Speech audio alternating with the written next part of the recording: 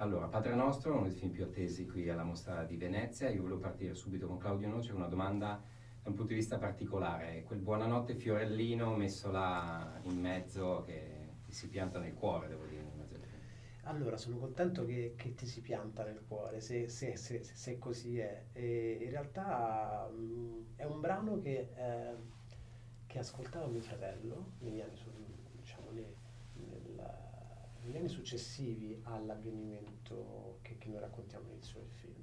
E l'idea era quella proprio di fare una ricerca anche sulla musica legata a quegli anni.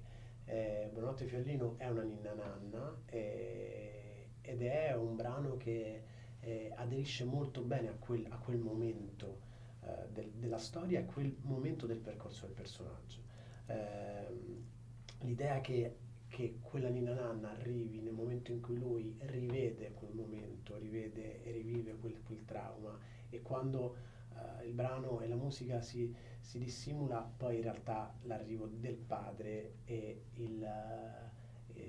il modo come il padre gli spiega come si respira e quindi come si può anche riposare, non so come dire. Quindi la ninna nanna è una cosa che appunto, insomma, diciamo che fin dall'inizio abbiamo pensato che quel brano Siete riusciti a ci averlo potesse essere. facilmente, anche perché poi lo usi in maniera Adesso poi risponde anche il spiazzante. produttore qua, perché il Pier Francesco Perché insomma, non credo sia stato facile, però risponderà lui a questa è domanda, stato perché facile per Francesco avere quel pezzo, perché poi è anche usato in maniera totalmente spiazzante, cioè non è abbinato a immagini, esatto, Ma innanzitutto mi dai l'opportunità di ringraziare De Gregori e esatto. sono molto felice di questo. No, Francesco è stato estremamente generoso.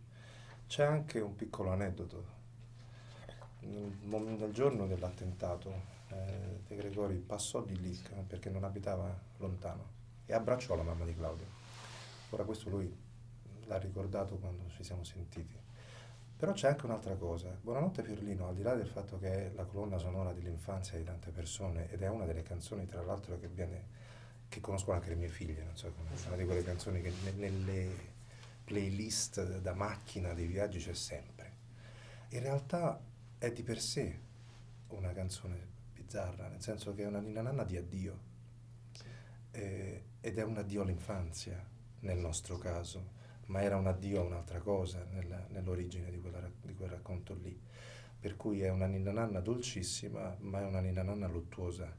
Io quando parlammo di questa canzone immediatamente sentii che era straordinariamente aderente, perché era il momento in cui questa infanzia stava andando via e nella sua dolcezza quella canzone è dedicata a qualcosa di estremamente pesante nella sua verità, che non voglio andare a toccare, però si posa secondo me perfettamente nel film e devo dire che Claudio ha avuto un'intuizione sì, enorme sì, nel riuscire a metterla lì, sicuramente.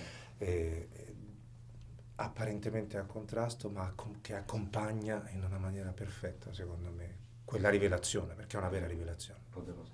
Barbara, come sta da madre in un film di padri poi? Qual è il ruolo, anche tu, persona da madre, insomma? È stato difficile poi entrare in queste storie di due famiglie con i figli che poi pagano le colpe di padri.